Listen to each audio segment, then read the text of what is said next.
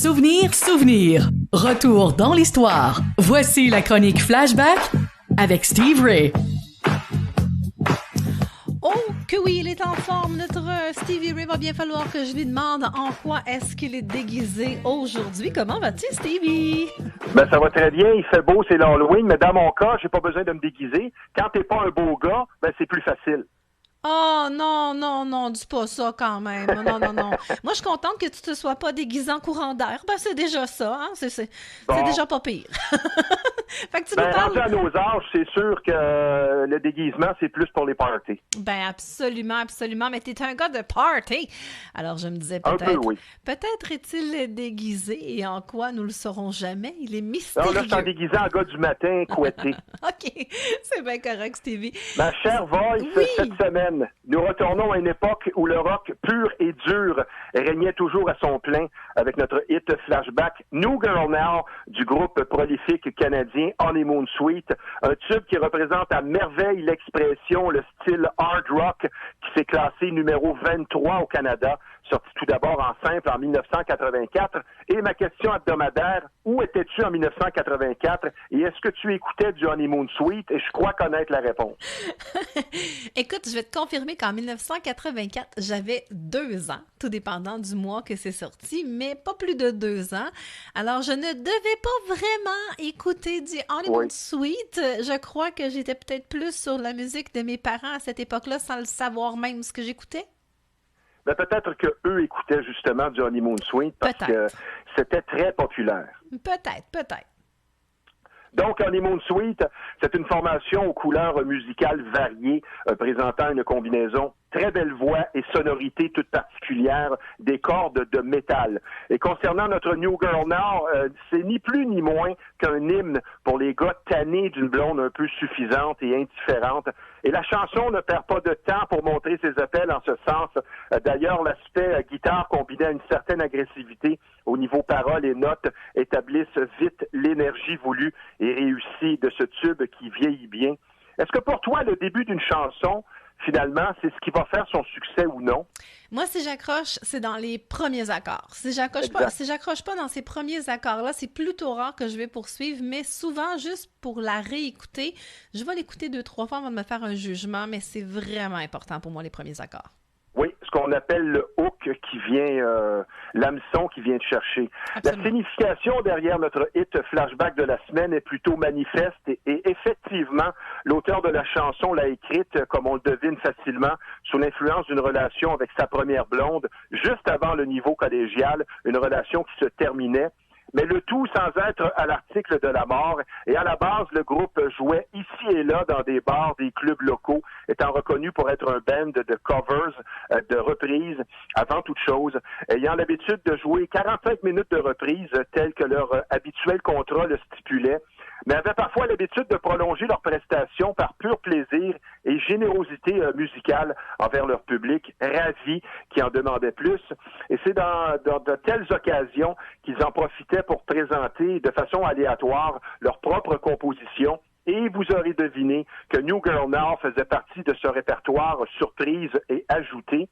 Et un matin, après avoir pris la route toute la nuit de retour vers Toronto, où se trouvait la maison de leur producteur, ils ont décidé d'enregistrer une démo de New Girl Now, presque improvisée, pour la présenter à un concours local. Et le résultat, et oui, ils ont gagné, ce qui a attiré les yeux et les oreilles du label Phase One Studios de Toronto. Et les gars de Honeymoon Suite étaient si enthousiastes et heureux de pouvoir signer enfin et de jouer leur propre musique que leur premier album fut complété en seulement 2 semaines. Et quand c'est spontané, c'est bon habituellement.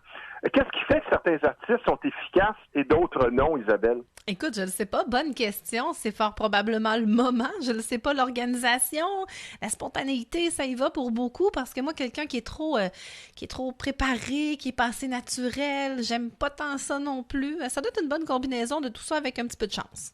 Oui, il faut le dire que certains artistes ont cette facilité-là. Et par ailleurs, un très beau nom de groupe, il faut le dire ici, original et bien pensé, qui sonne accrocheur à l'oreille. Moi, je trouve que Honeymoon Suite, c'est vraiment cute. Qu'est-ce que t'en penses, Isabelle? Absolument. Ça se traduirait... Dis-moi, moi, je suis pas très bonne en anglais, là. Ça se traduirait par quoi, honeymoon? C'est quoi? C'est une demi-lune? Ben, c'est ce que je vais expliquer très bientôt. Aha. C'est que Honeymoon Suite, c'est la nuit nuptiale. Oh! C'est comment qu'on dit en français, là? La lune de miel. C'est ça, c'est exactement ça. Ben oui, ça le dit, le titre le dit. Mais voyons, tu C'est vois à la quel lune point je de suis pas miel bonne. avec Hein? la suite nuptiale combinée. C'est ce qu'on voit justement, ce que je vais expliquer sur la pochette de leur premier album. Nous avons raison d'être fiers, Isabelle, de ce groupe canadien, pas assez reconnu comparativement, disons, à Rush, par exemple, puisque le calibre de la musique offerte par Honeymoon est aussi intéressant, varié, sans cliché et manifestement puissant que n'importe quelle autre formation ayant connu du succès à l'international. Donc, notre groupe de la semaine fait grandement notre fierté, puisque Canadien est formé en 81 en Ontario par Johnny D, qui est guitariste, mais surtout chanteur, étant la voix du groupe depuis leur tout début. Et le nom choisi, donc, de la formation est en lien avec la ville d'où il vient, soit Niagara Falls, reconnu comme étant ni plus ni moins que la capitale, la destination fréquente et favorite des nouveaux mariés qui vont y célébrer leur lune de miel, qui résulte donc en Honeymoon Suite, comme on peut le constater, comme je le disais, sur leur première pochette d'album, où l'on voit une suite nuptiale. Est-ce que tu irais avec ton futur époux faire ta lune de miel en Ontario? Ben pourquoi pas, c'est quand même un endroit qui est mythique, mais je vais t'avouer un petit quelque chose de bien personnel. Bon. Moi, je tripe pas tellement mariage. D'abord, tous les gens qui se marient se divorcent, je sais pas trop pourquoi, là, ça a pas l'air chanceux cette histoire-là. Mais moi, j'irais, si j'avais à me marier sur un coup de tête, j'irais plutôt du côté de Las Vegas. Il y a un petit quelque chose de magique. Puis tu sais, Elvis, qui est tellement un des musiciens qui fait partie de mon univers, ben tu sais, on voit ce petit côté magique-là. Alors, j'irais peut-être me marier à la Elvis Priscilla, puis let's go. Wow. Du côté d'Hollywood, du côté de Las Vegas. Là. Ce serait quelque chose comme ça. Bon, ben le message est lancé, Benoît. C'est ça. Prends les notes, mon Benoît. Ensuite, en 1983, se sont joints au groupe Derry Grehan. Lui, on va en parler amplement, qui est guitariste, mais avant tout le compositeur de presque tous leurs tubes à succès, et le batteur Dave Betts. Honeymoon Suite a pris un chemin différent, non traditionnel pour la présentation de leur premier album, une décision marketing gagnante et astucieuse, enregistrant et présentant avant tout 4 simples avant de sortir un album en 84, et les 4 singles en question ont rapidement ouvert la voie vers le succès au groupe de façon quasi instantanée, avec notre tube de la semaine notamment, l'inoubliable New Girl Now, ainsi que Burning in Love, Wave Babies et Stay in the Light. Est-ce que certains de ces titres-là, ça dit quoi? Et pas tant pour vrai. Okay. Il y en a peut-être un ou deux, mais je veux dire, en général, je les connais pas. OK. 4 chansons à succès, toutes aussi excellentes les unes que les autres. Et un fait intéressant qui prouve encore que tous les chemins mènent à Rome, ça tu vas l'aimer, et que les nouveaux membres de Honeymoon Suite, Derry Grehan et Dave Betts, sont issus du mouvement New Wave, ayant même disqué 2 albums avec leur formation qui était New Wave justement, Steve Blinky and the Reason, avant de joindre notre groupe Hard Rock de la semaine. C'est surprenant ce que la polyvalence musicale peut faire, Isabelle. Absolument, on en voit la belle preuve encore une fois. Yes. Honeymoon Suite a rapidement signé leur premier engagement avec une compagnie de production majeure après avoir gagné donc un concours amateur présenté à Toronto par la station de radio Q107, ce qui avait attiré l'attention du label We Records avec qui ils ont signé. Et le deuxième album d'Honeymoon Suite a par ailleurs connu autant de succès, spécialement au Canada, avec encore 4 autres simples ayant bien fonctionné de l'album de Big Prize. Et on peut donc parler d'un groupe qui s'imposait rapidement de façon prolifique et non pas un simple feu de paille comme on le constate régulièrement sur la scène du rock. Et fort probablement que la discipline et aucune controverse au sein de la formation se veulent la recette magique et typique pour une longévité. Et ça, on en parle, Isabelle, semaine après semaine. Il faut pas dérailler. Ce qui est plutôt rare, hein, parce que généralement, quand il y a des bonnes formations comme celle-ci, qu'il n'y ait pas de controverse, qu'il n'y ait pas de chicane, qu'il n'y ait pas un petit peu de piment quelque part, oui. C'est plutôt rare. Puis autre fait intéressant que j'ai appris en regardant un petit peu les informations sur ce groupe-là que je connaissais pas tant, soit dit en passant, ben, ils ont fait beaucoup de musique pour des films, dont L'Arme Fatale, entre autres. Et puis, il y en a à quelques reprises comme ça, fait entre autres avec les films de Charlie Sheen aussi, The Right. Alors, ouais, non, écoute, je pense que j'ai manqué quelque chose. J'ai dû les écouter puis les entendre à plusieurs reprises sans vraiment m'en rendre compte, peut-être. Oui, on a de quoi être fiers en tant que Canadiens. Et le premier album du groupe Honeymoon Suite fut produit en seulement 2 semaines, comme je le disais tantôt. Mm-hmm. Et Graham explique que l'inspiration est une chose inexplicable. Lui qui peut passer des journées entières sur son sofa à écrire devant la télé, sans méthode précise, en commençant par un bon riff à la base, y ajoutant ensuite une certaine sonorité.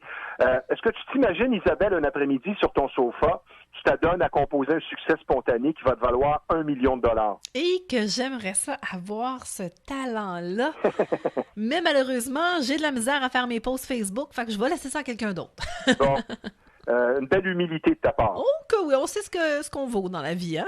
Monsieur Graham poursuit en disant que son groupe a réussi son objectif qui était d'être plus qu'une simple formation de bonne guitare, comme AC/DC, par exemple, qu'il donne, présentant une variété, différentes saveurs et une flexibilité musicale, ce qui représente la marque de commerce, effectivement, de notre groupe Flashback de la semaine, Honeymoon Suite. Il ajoute que le succès arrive sans avertissement, qu'il faut le désirer et être prêt, lui qui connaît son comparse et chanteur, Johnny D, depuis l'adolescence. Wow. Maintenant, quelques paroles et conseils sages que tu vas aimer, donnés par Derry Graham. Il a toujours voulu être un auteur avant un bon guitariste, car il est plus important, selon lui, de produire des chansons que d'en jouer pour les revenus à long terme et la longévité, ce qu'il a conseillé à sa fille, qui, elle aussi, ambitionne de faire carrière. C'est un beau conseil, ça, Isabelle. Ben absolument, hein? Des fois, c'est le fun d'avoir un beau texte aussi. Oui, effectivement, comme tu le dis. Honeymoon Suite était un concours, était un groupe de cover plutôt, de reprises à leur début. Et comme l'a expliqué il y a quelques années en entrevue, le cerveau de la formation, toujours Derry Graham, l'objectif était le niveau supérieur et suivant. Eux qui furent beaucoup influencés par Van Halen et les Doobie Brothers dans leur direction musicale. Graham explique que le succès est avant tout une question de momentum en musique, avec une dose de marketing en lien avec les attentes du public. Encore le fameux mot marketing, Isabelle. Absolument. Puis tu parlais tout à l'heure des Doobie Brothers, puis il y a une belle anecdote qui est liée à eux. C'est que pendant qu'il a été blessé, on sait, à un moment donné, le chanteur du groupe avait été blessé, il a été en convalescence, puis c'est Michael McDonald des Doobie Brothers qui est venu pour leur aider pour les sessions d'enregistrement, finalement. Puis c'est de là qu'est venue la chanson Long Way Back. Alors, c'est vraiment intéressant. J'y arrivais justement, puisque à l'hiver 87, ça c'est malheureux, c'est dans le stationnement de l'aéroport de Los Angeles que le chanteur Johnny D fut frappé par une voiture, il fut blessé grièvement une jambe, fracturé à plusieurs endroits. Ce fut donc une idole, comme tu le dis, Michael McDonald, quelle belle voix, des Doobie Brothers, qui aida le groupe par la suite dans cette production de cet album qui était en cours. Et Derry Graham explique que pour eux, ce n'est pas un party vivre dans le monde du rock, mais plutôt une question d'éthique de travail pour des résultats stables sur le long terme. Un bel exemple pour les jeunes musiciens et rockers. Donc, pour terminer, en résumé, Honeymoon Suite était au départ formé tout simplement de jeunes musiciens énergiques et ambitieux qui cherchaient leur voix, l'ayant manifestement trouvée, animés d'une passion et d'un désir de faire aussi bien que leurs multiples groupes favoris. Ils sont donc arrivés au bon endroit, au bon moment, avec les résultats historiques que l'on connaît. Ça complète notre flashback pour cette semaine, ma chère Voice. Merveilleux. Ben écoute, je te souhaite de passer une excellente semaine. Merci beaucoup pour ta chronique encore une fois. Oui, bonne semaine, ma chère Isabelle. Retournons donc à une époque où le hard rock se vivait encore avec notre tube flashback de la semaine, le premier et le plus grand également de la formation canadienne Honeymoon Suite. Voici le son tranchant de New Girl Now de 1984. Et je vous rappelle que vous écoutez Isabelle sur les ondes de CKVL 100,1 FM.